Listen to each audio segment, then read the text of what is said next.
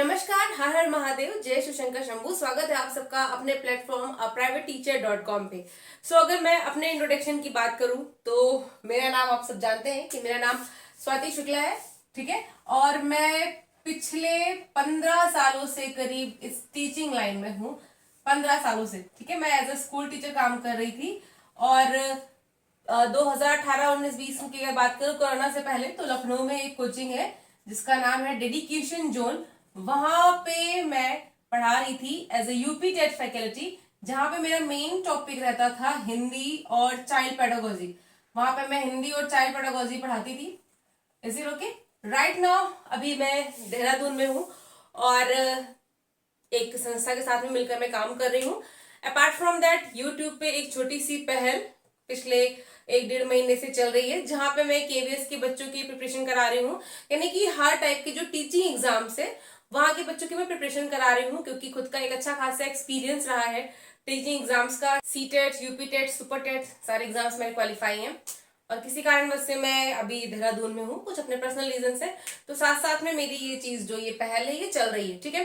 तो जैसा कि अभी हम सब जान रहे हैं कि टीचिंग एग्जाम्स की अगर हम बात करें तो बिहार के 7th फेज वाली जो वैकेंसीज आई है वो आई है। अपार्ट फ्रॉम दैट हमारा यूपी टेट, सी टेट हर 6 महीने पे होता रहता है।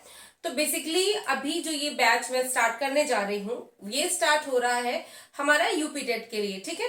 सो जितने भी बच्चे यूपी टेट की प्रिपरेशन के लिए तैयार बैठे हैं, जहां तक मैं बताऊं उनको मे बी ये जानकारी हो, यूपी टेट का एग्जाम होता है। यूपी टेट का एग्जाम होता है आपका 150 नंबर का। कितने नंबर का? 150 नंबर का, जिसमें आपका क्वालिफाइंग मार्क्स होता है 90 फॉर यूआर। यूआर का मतलब है अनरिजर्व कैटेगरी। बाकी एससी ओबीसी के लिए अपनी अलग अलग कैटेगरीज होती हैं, यानी कि अबव 80 तो लाना पड़ता है बाकी कैटेगरीज को, और जो आपकी जनरल कैटेगरीज है यूआर जो है उनको 90 मार्क्स लाने होते हैं 150 में से, यानी कि 60% नंबर लेकर के आना होता है यहाँ पे उन बच्चों को जिनको यूपी टेट क्वालिफाई करना होता है। ये उनका क्वालिफाइंग मार्क्स रहेगा। नेगेटिव मार्किंग होगी नहीं होगी इसके बारे में हम बाद में चर्चा करेंगे, ठीक है। तो आज अगर हम बात करें कि हमारे मार्क्स कैसे डिवाइड होते हैं, तो एक हमारा सबसे पहला जो टर्म आता है वो होता है चाइल्ड डेवलपमेंट एंड पेडागोजी का, जो 30 नंबर का होता है। उसके अलावा मैथ्स आपकी होती है 30 नंबर की। एनवायरमेंट साइंस होती है 30 नंबर की, जिसमें आपके आसपास की चीजें, सारी चीजें पूछी जाती हैं। 30 नंबर में आपका हिंदी आता है, 30 नंबर में आपका इंग्लिश आता है, ठीक है। बारे में तो नहीं, अभी जो हमें मेन फोकस करके चलना है वो चाइल्ड डेवलपमेंट एंड पेडागोजी का है। 30 नंबर अपने में अच्छा खासा मायने रखता है। अच्छा, यूपी टेट की एक सबसे अच्छी बात यह है कि आपको हर एक टर्म में इतने पर्टिकुलर मार्क्स लेकर आने हैं, ऐसा कोई डिसाइडेड नहीं है। आपका इन 5 टर्म में मिलाकर कर अगर 90 नंबर आ रहा है यूआर कैटेगरी के लिए, तो आप यूपी टेट का एग्जाम क्वालिफाई है। Is it clear? तो अगर हम अपने चाइल्ड डेवलपमेंट एंड पेडागोजी की हम बात करें, जो हमारा सिलेबस है वो कैसा आता है, तो चाइल्ड डेवलपमेंट एंड पेडागोजी में सबसे पहले तो चाइल्ड डेवलपमेंट में जो आता है बाल विकास। बाल विकास में वृद्धि एवं विकास की अवधारणा, यानी कि ग्रोथ एंड डेवलपमेंट का कॉन्सेप्ट, विकास के सिद्धांत, डेवलपमेंट की थ्योरीज, विकास के आयाम, विकास के प्रभावी कारक, यानी कि जब बच्चे का विकास होता है तो बच्चे के ऊपर उसका क्या इफेक्ट पड़ता है इसके बारे में, वंशानुक्रम और वातावरण की भूमिका, यानी कि जब बच्चे का डेवलपमेंट होता है, जब बच्चे की ग्रोथ होती है तो उसमें वंशानुक्रम यानी कि अनुवांशिक हेरिडिटी का क्या इफेक्ट पड़ता है, वातावरण की अगर हम बात करें तो एनवायरमेंट का क्या इफेक्ट करता है बच्चे की ग्रोथ पर, ये ओवरऑल हम डिस्कस करेंगे हमारे इस टॉपिक पे, जो है हमारा child development and pedagogy. Is it clear? हाँ। यूनिट 1 के बाद में जो हमारी यूनिट आएगी वो होगी यूनिट 2। तो जो हमारी यूनिट 1 है वो है वृद्धि और विकास। तो वृद्धि और विकास जो हमारा यूनिट 1 है उसमें, और हमारी यूनिट 10 के लिए कम से कम हमें चाहिए 20 आवर्स, ठीक है। क्योंकि ये जो हमारी जो यूनिट है ये थोड़ी सी एक लेंदी यूनिट जाएगी और इसमें डिस्क्रिप्शन के लिए बहुत है और अच्छे खासे जो क्वेश्चन बनते हैं, क्योंकि यहाँ पे भी वृद्धि और विकास कैसे किसका प्रभाव पड़ता है, क्या पड़ता है, इससे भी अच्छे खासे क्वेश्चन बन के आते हैं। ये 5 मार्क्स से ज्यादा क्वेश्चन ये होल्ड करते हैं टॉपिक, 5 मार्क्स से ज्यादा के क्वेश्चन ये टॉपिक होल्ड करते हैं, क्योंकि इसमें डिफरेंट डिफरेंट सिद्धांत है, जिसमें हम जीन पियाजे, कोहलबर्ग और थॉर्नडाइक इनके सबके सिद्धांत के बारे में पढ़ेंगे। अधिगम करता क्या है, जैसे कि हम बात करें अधिगम एवं प्रेरणा, तो अधिगम क्या है, यानी कि जब कोई बच्चा सीखता है, जो लर्निंग फेज चलता है वो हमारा अधिगम कहलाता है, और क्या क्या मोटिवेशनल उसके इफेक्ट हो सकते हैं, क्या क्या उसके प्रभावी कारक हो सकते हैं, या प्रेरणा कैसे मिलती है बच्चों को अधिगम के लिए, तो ये इस यूनिट 2 में होगा। तो हमारी यूनिट 1 और यूनिट 2 जो है वो 20-20 आवर्स में हमारी डिवाइडेड रहेगी। हर एक यूनिट के बाद में आपका एक टेस्ट होगा, एक रिविजनल टेस्ट होगा, आपका एक डाउट सेशन होगा आपके डाउट्स के रिगार्डिंग। ओके, तो जो हमारी यूनिट 2 रहेगी वो रहेगी अधिगम एवं प्रेरणा, जिसमें हम सीखेंगे अधिगम का अर्थ और अवधारणा और इसकी प्रक्रिया, यानी कि जो अधिगम है उसका अर्थ क्या होता है, उसकी अवधारणा क्या है, और कौन कौन सी प्रक्रिया होती है जब एक बच्चा अधिगम यानी कि लर्निंग करता है। फिर दूसरा होगा अधिगम के प्रभावी कारक, यानी कि कौन कौन सी ऐसी सिचुएशन होती है जिसमें जो लर्निंग है, जो अधिगम है, वो बहुत ही प्रभावी यानी कि इंपैक्ट होता है या पावरफुल होता है। फिर अधिगम के सिद्धांत और उसका महत्व, अधिगम के डिफरेंट डिफरेंट सिद्धांत है और उनका क्या इंपॉर्टेंस है हमारी लाइफ में, तो ये हमारे यूनिट 2 में आ जाएगा। उसके बाद हम चलते हैं हमारे यूनिट 3 की तरफ। यूनिट 3 में हमें क्या पढ़ना है और कितने घंटे हमें यूनिट 3।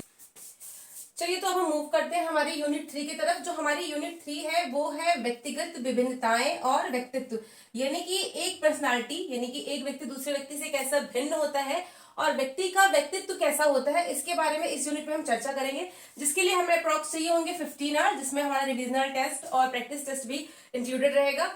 तो जो व्यक्तिगत भिन्नताएं पढ़नी है हमें, उसमें है व्यक्तिगत भिन्नताएं के अर्थ, प्रकार एवं व्यक्तिगत भिन्नताओं के प्रभावी कारक, यानी कि कैसे कोई इंडिविजुअल पर्सनालिटी किन किन चीजों से इफेक्टेड होती है। उसके बाद भाषा, लिंग, समुदाय, जाति और धर्म के आधार पर व्यक्तिगत भिन्नताएं और समझ, यानी कि किस तरह से एक व्यक्तिगत भिन्नताओं को हम समुदाय, जाति या धर्म के आधार पर हम उन्हें अलग करते हैं और किस तरह से उनको हम समझते हैं। उसके बाद व्यक्तित्व की अवधारणा और प्रकार, उसके बाद में व्यक्तित्व को आकार देने वाले कारक और इसका मापन। तो ये वो टॉपिक हमारा 15 आवर्स में कंप्लीट होगा।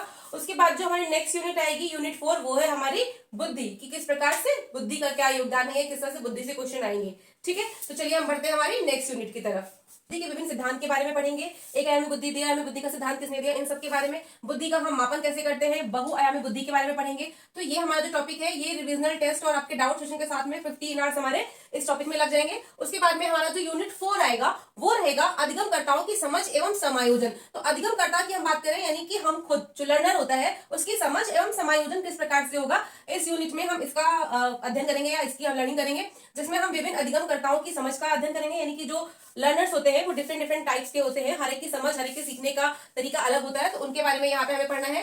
फिर अधिगम नियोग्यता या कठिनाई, अधिगम नियोग्यता या कठिनाई यानी कि लर्निंग डिफिकल्टीज हम कह सकते हैं, जैसे कि आपने टर्म सुने होंगे डिसलेक्सिया, अफेजिया, डिस्कैल्कुलिया, तो ये सारे जो टर्म्स हमारे आते हैं ये हमारे लर्निंग डिफिकल्टीज में आते हैं, ठीक है, लर्निंग डिसेबिलिटीज में आते हैं। तो इस यूनिट 4 में हम इन सब के बारे में स्टडी करेंगे, जिसमें भी हमें 15 आवर्स चाहिए होंगे विद हमारे रिविजनल टेस्ट और प्रैक्टिस टेस्ट के साथ में। उसके बाद जो हमारी सबसे लास्ट की यूनिट आएगी, हम कह सकते हैं ये मिसलेनियस रहेगी, यानी कि इसमें 4-5 चीजें हमें सीखनी होंगी, जिसमें शिक्षण अधिगम प्रक्रिया, आकलन, मापन, मूल्यांकन, एनसीएफ 2005, आरटीई एक्ट और एनईपी। ये टॉपिक मैं आपको बताऊं तो ये अच्छे खासे मार्क्स लेकर आएगा, 5-6 नंबर से ज्यादा क्वेश्चन इससे पूछे जाएंगे, क्योंकि जो आपका एनसीएफ है ये भी अच्छा खासा चर्चा में है, केवीएस एग्जाम में भी बहुत पूछा गया है ये। आरटीई हर साल हर एग्जाम में, कोई भी टीचिंग एग्जाम हो वहां पे पूछा ही जाता है आरटीई एक्ट के बारे में, आरटीई एक्ट क्या है, कब आया, कैसे क्या है, कितने तिहाई शिक्षक चाहिए, हर एक चीज के बारे में हम इसमें विस्तार में डिस्कशन करेंगे। और एनईपी यानी कि नेशनल एजुकेशन पॉलिसी, जिसको हम न्यू एजुकेशन पॉलिसी भी कहते हैं, इससे भी क्वेश्चन हमारे बनकर आएंगे। तो इस चैप्टर में भी हमारे 15 आवर्स लेंगे। इस तरह से हम टोटल 100 आवर्स में अपने इन 5 यूनिट का रिवीजन करेंगे, उसके बारे में हम लर्निंग करेंगे अच्छे से, जो भी हमारे डाउट सेशन होंगे हम लेंगे, और साथ ही साथ हर एक यूनिट के बाद में उनकी हमारे प्रैक्टिस टेस्ट भी होते रहेंगे। ठीक है, तो ये रहा हमारा ऑल अबाउट हमारे यूपी टेट सिलेबस 2023 के बारे में, कि किस प्रकार से सिलेबस आना है और किस तरह से हमें करना है। चलिए आइए सिलेबस के साथ में लगे हाथ थोड़ा सा हम डिस्कशन कर लेते हैं हमारे एक इंट्रो क्लास का, जो कि सबसे पहला हमारा टॉपिक रहेगा वृद्धि और विकास, यानी कि ग्रोथ एंड डेवलपमेंट। तो चलिए शुरू करते हैं हमारा नेक्स्ट टॉपिक, या हम अपना एक न्यू टॉपिक थोड़ा सा इंट्रोडक्शन कर लेते हैं। तो चलिए हम चलते हैं, अपना टॉपिक शुरू करते हैं, जो कि हमारा टॉपिक है जिसका नाम है ग्रोथ एंड डेवलपमेंट, यानी कि वृद्धि और विकास, जिसे हम कह सकते हैं अभिवृद्धि और विकास। ठीक है, तो ये हमारा जो टॉपिक है दो है अभिवृद्धि और विकास। तो चलिए टॉपिक शुरू करने से पहले हम थोड़ा सा डिस्कशन करते हैं कि क्या होती है अभिवृद्धि और क्या होगा विकास। तो अगर हम बात करें ग्रोथ की, या हम बात करें हमारे अभिवृद्धि की या वृद्धि की बात करें, तो आप मुझे बताइए कि जब आप एक न्यू बॉर्न बेबी की तरह हुए थे तो आप कैसे थे, आप किस तरह से दिखते थे। आई थिंक हम सब जब एक न्यू बॉर्न बेबी की तरह हुए थे तो हम बहुत ही छोटे से थे, इतना बड़ा एक बच्चा 2-3 किलोग्राम का, जिसकी छोटी छोटी उंगलियां, छोटे छोटे हाथ पैर होते थे। पर अब अगर आप खुद को देखें तो आप पाएंगे कि आप पहले से काफी ज्यादा बड़े हो चुके हैं, यानी कि आपकी पूरी जो शारीरिक रचना थी वो चेंज हो चुकी है। तो हम कह सकते हैं कि जो ग्रोथ हमारा है, अभिवृद्धि जो हमारी है, दैट कैन बी सीन, जो वृद्धि है, जो ग्रोथ है, वो हमें दिखाई देती है, क्योंकि हम इस चीज को देख सकते हैं कि जब एक छोटा बेबी था वो कैसे था, अब जब वो बड़ा होकर के 10-5 साल का हो गया है वो, या जब बड़ा होकर के 25-30 साल का हो गया है, तो वो बच्चा बड़ा होने के बाद कैसे दिख रहा है, उसकी शारीरिक रचना में किस प्रकार से चेंजेस आए हैं, ये सब कुछ हम देख सकते हैं। यानी कि जो हमारी वृद्धि है वो सीन होती है, ठीक है। और जो हमारा विकास है, अगर मैं विकास की बात करूं तो जब आप एक छोटे बच्चे थे, जब मैं एक छोटी बच्ची थी, तो उस समय जब मुझे भूख लगती थी तो मैं रोने लगती थी, जब मुझे किसी चीज के लिए खुशी होती थी तो मैं हंस देती थी, या धीरे धीरे करके फिर मैंने इशारों में बातें करना शुरू किया, उसके बाद धीरे धीरे शब्दों का प्रयोग करना शुरू किया। और आज मुझे अच्छे से पता है कि मैं अगर गुस्सा हूं तो मुझे किस प्रकार का व्यवहार करना है, अगर मैं खुश हूं तो मुझे किस प्रकार का व्यवहार करना है, कहाँ पे मुझे खुद को कंट्रोल करना है। तो जो ये हमारा डेवलपमेंट हुआ, ये हमारा विकास हुआ, यानी कि ये हमें दिखा नहीं बट हम इसको महसूस कर सकते हैं कि हमने अपने व्यवहार में परिवर्तन करना सीखा, हमने अपने व्यवहार को कंट्रोल करना सीखा। तो जो हमारी अभिवृद्धि होती है वो सीन होती है, यानी कि दिखती है, और जो हमारी डेवलपमेंट होती है, डेवलपमेंट हमारी फील होती है, ठीक है। तो हम कह देंगे कि अभिवृद्धि हमारी जो है वो दिखाई देती है, अभिवृद्धि जो हमारी है वो दिखाई देती है, परंतु हम जो हमारा डेवलपमेंट है, विकास है, उसे हम देख नहीं सकते हैं, उसे हम महसूस कर सकते हैं। अगर हम बात करें तो जो हमारी वृद्धि होती है वो शारीरिक होती है। कैसी होती है? शारीरिक होती है। और अगर हम बात करते हैं हमारे ग्रोथ की, हमारे डेवलपमेंट की, तो डेवलपमेंट हमारा शारीरिक भी होता है, हमारा मानसिक भी होता है, हमारा सामाजिक भी होता है, संवेगात्मक भी होता है। यानी कि हमारा जो ग्रोथ होती है वो सिर्फ और सिर्फ फिजिकल होती है, यानी कि सीन होती है और फिजिकल होती है। बट अगर हम बात करते हैं हमारे डेवलपमेंट की, तो वो हमारी फिजिकल होती है, वो हमारी इमोशनल होती है, वो हमारी सोशल होती है, वो हमारी कॉग्निटिव या हमारी इंटेलिजेंस का होता है, ठीक है। उसके अलावा जो ग्रोथ होती है, तो growth can be part of development. Growth जहां जहां होगी वहां वहां डेवलपमेंट जरूर होगा। यानी कि अगर मेरे हाथों की उंगलियां बढ़ रही हैं तो ये मेरे डेवलपमेंट का भी हिस्सा है, पर ये जरूरी नहीं है कि जहां जहां डेवलपमेंट हो वहां वहां ग्रोथ हो। जैसे कि अभी मैं, चलो एक हमारी हाइट की अगर मैं बात करूं, तो मेरी हाइट आज के 6-7 साल पहले भी 5 फुट 6 इंच की थी, यानी कि आज भी मेरी हाइट 5 फुट 6 इंच की है। जो ग्रोथ मेरी थी वो क्या हो गई? वो रुक गई, वो एक सर्टेन टाइम पीरियड पे आकर के रुक गई। यानी कि ग्रोथ हमारी जो होती है वो लिमिटेड होती है, वो लिमिटेड होती है, उसकी एक सीमा होती है। परंतु मेरी हाइट बढ़ने के साथ साथ में क्या जो मेरा मानसिक विकास था वो आज से 10 साल पहले जो था वो आज भी है? नहीं, मेरा जो मानसिक विकास था या जो मेरी सोच समझ की शक्ति थी वो धीरे धीरे बढ़ती चली गई। यानी कि जो हमारी डेवलपमेंट है वो लिमिटेड नहीं होती है, वो लाइफलाइन प्रोसेस होती है। यानी कि जब तक हम जीते हैं तब तक कि हमारा डेवलपमेंट चलता रहता है, चलता रहता है, चलता रहता है। यानी कि डेवलपमेंट जहां पे होगा वहां पे ग्रोथ होगी, पर सो हम कह सकते हैं कि जहां जहां हमारी ग्रोथ होगी वहां वहां डेवलपमेंट होगा, पर जहां जहां डेवलपमेंट होगा वहां वहां ग्रोथ होना ऐसा नेसेसरी नहीं है, क्योंकि मेरा डेवलपमेंट तो हो रहा है, मैं मतलब बड़ी तो हो रही हूँ, दिमाग से बड़ी हो रही हूँ और ज्यादा मैच्योर हो रही हूँ, पर मेरी हाइट, मेरे हाथ पैर की जो लंबाई बढ़नी थी, मेरे जो भी थी वो सारी चीजें अब रुक चुकी हैं, उसमें हमारा ग्रोथ में नहीं हो रहा, कोई भी ग्रोथ हमारी नहीं हो रही। तो जो हमारी ग्रोथ होती है वो डेवलपमेंट का पार्ट हो सकती है, पर डेवलपमेंट कभी भी हमारे ग्रोथ का पार्ट नहीं होता है। ग्रोथ हमारी सर्टेन होती है, एक टाइम के बाद में रुक जाती है, पर जो हमारा डेवलपमेंट है वो हमारा लाइफ लॉन्ग प्रोसेस रहता है। इसके साथ साथ ही जो हमारी ग्रोथ है, growth can be measured, growth को हम मेजर कर सकते हैं, यानी कि ग्रोथ को हम माप सकते हैं। पर हमारा जो डेवलपमेंट होता है उसको मापने के साथ साथ में, यानी कि मात्रात्मक तो होती है, मात्रात्मक के साथ साथ में वो गुणात्मक भी होती है, ठीक है।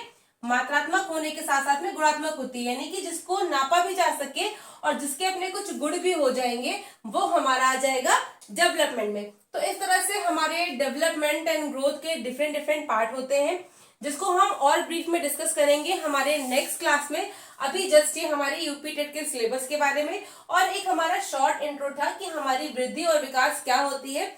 आई थिंक ये क्लास आपके लिए काफी उपयोगी रहेगी। नेक्स्ट क्लास में हम ब्रीफ में डिस्कस करेंगे कि ग्रोथ और डेवलपमेंट क्या है, किस तरह से ग्रोथ डेवलपमेंट से अलग होती है, ग्रोथ के कौन से प्रभावी कारक होते हैं, डेवलपमेंट पे कौन कौन सी चीज इफेक्ट करती है। ये सारी चीजें हम नेक्स्ट क्लास में जरूर डिस्कस करेंगे। तो आज की क्लास को हम यहीं पे बाइंड अप करते हैं। होप आपको ये क्लास समझ में आई हो। मिलते हैं नेक्स्ट क्लास में, तब तक के लिए नमस्कार।